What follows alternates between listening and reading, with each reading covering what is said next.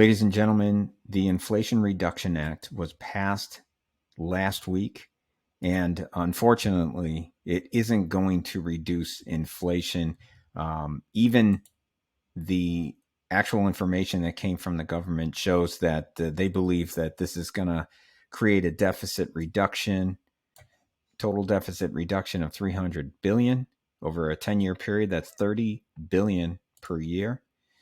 And an independent study, Penn Wharton, University of Pennsylvania, took a look at it, and they felt that there was going to be a savings of about 264 billion over that 10-year period, 264, and that as far as affecting inflation, they saw that it would reduce inflation by about 0.1 percentage points. Now, I could have told you that this wasn't going to affect inflation and that it was more or less tax and spend act because of the fact that we have $30.6 trillion and growing of debt. And I've shared with you in the past couple of videos in more detail on this, but when you have that much debt, every 40 seconds, another $1 million of interest is accrued. Every hour, $90 million.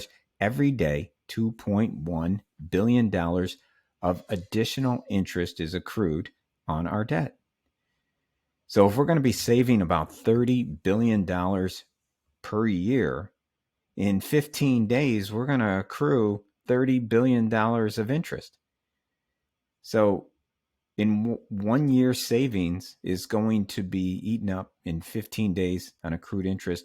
And in fact, if we multiply that by 10, 150 days. So in less than half a year, everything that we saved on this Inflation Reduction Act is already eaten up by accrued interest in 1/2 of 1 year. So definitely not going to be an Inflation Reduction Act. And the reason why that is because, once again, I've shared this in the past couple of videos, but I want to make sure that this is something that I continue to repeat, that before the pandemic, we had 15.5 trillion of US dollars in circulation, and now we have 21.7 trillion of US dollars. 2.5 years later, 40% of all the US currency was printed. So there's a lot of printing going on. And what is that doing? That's decreasing our purchasing power. $1,000 back in early 1900 is now worth $33.80. And if we brought that even closer, last 5 years, $41 is now worth $33.80. The cost of everything is going up. And in just that 5 years, 21% reduction in the value of our cash. If you put money in the bank 5 years ago and received virtually no interest on that, the value of your money would have dropped 21%. Because the price of everything is going up, our purchasing power continues to drop. This is inflation without representation. This is the worst kind of taxation. It's when money continues to get printed and we have no say on it, and it drops our purchasing power. It's a form of taxation that nobody really talks about or votes on. And it continues.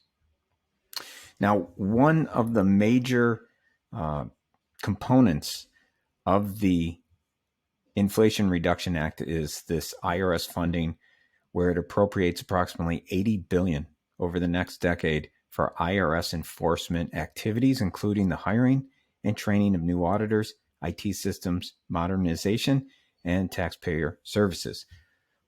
What they're going to be doing is hiring 87,000 more IRS employees.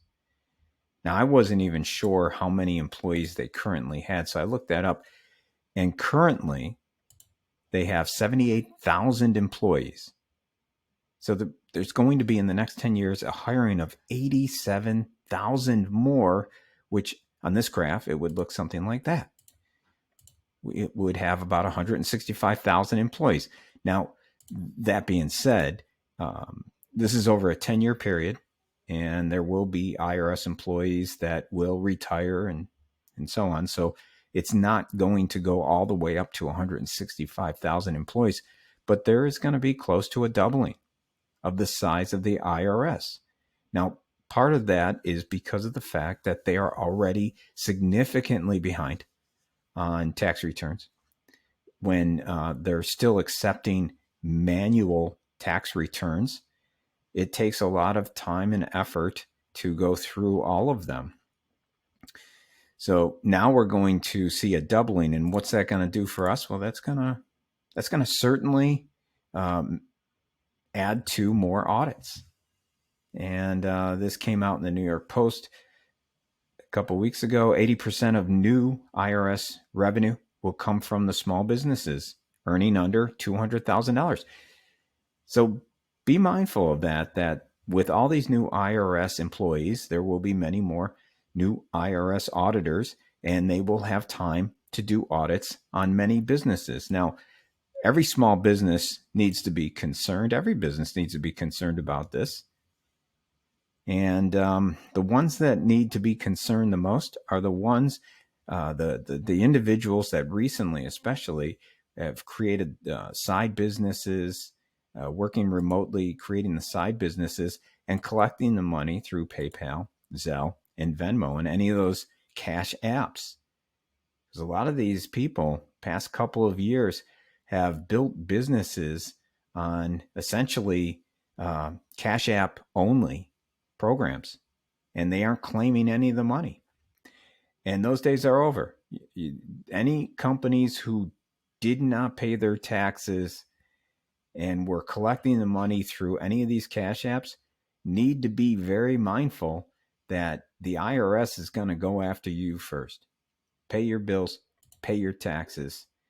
And the IRS has said that 87,000 new agents will absolutely not target the middle income Americans. That was the response to the original article here. But I believe that's true unless you're not paying your taxes, unless you're using those cash apps and not claiming the money. Now you're going to be the ones that are going to be targeted no matter how much money you're making. So be mindful of that.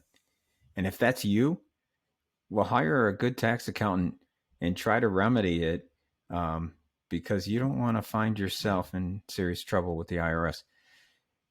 So what have we learned so far? The Inflation Reduction Act does not reduce inflation. 87,000 IRS employees will be hired, so pay your taxes. Businesses and individuals not claiming their income are most at risk.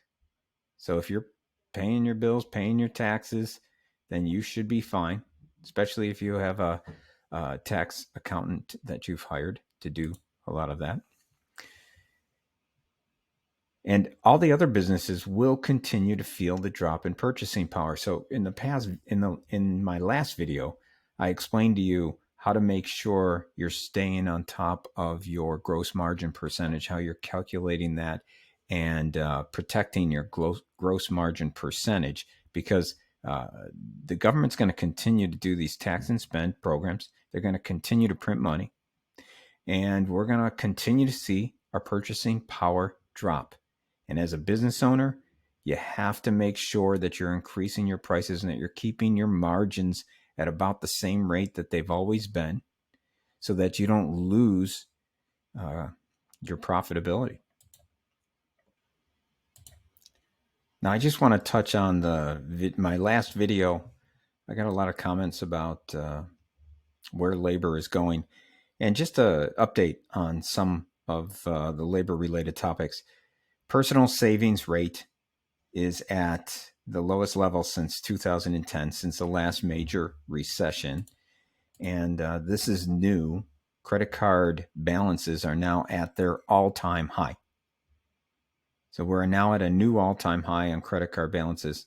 People are filling the gap of all the increase in prices by going into further debt. That's really what's happening at the moment.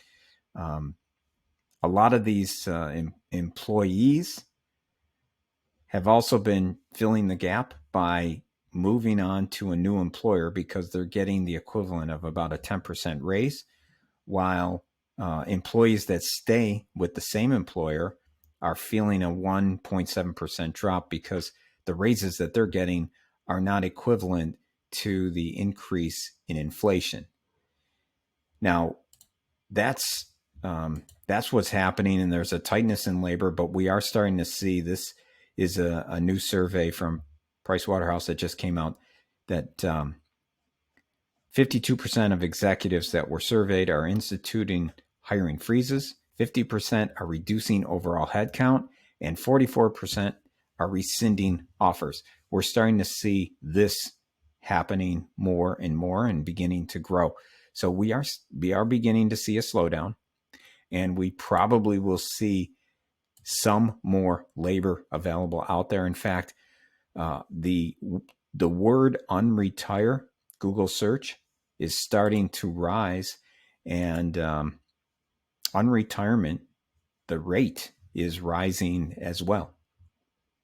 So people aren't feeling as wealthy as they felt before, and realize that they need to get back to work. So there is going to be at least some additional labor available out there, and that's a good thing. And again, it's just another example where a recession isn't necessarily a bad thing. If you're prepared for it, it's a very good thing to happen, because it washes out some of the businesses that really shouldn't be there and opens up the labor market a little bit more. But I wanted to share that with you because it's good to see that maybe that the labor market will open up a little bit. By the way, if you like this, please subscribe to the YouTube video and give me a like as well. Thank you very much. And send me any comments that you have. I appreciate all of them. I hope you all have a great day. Take care.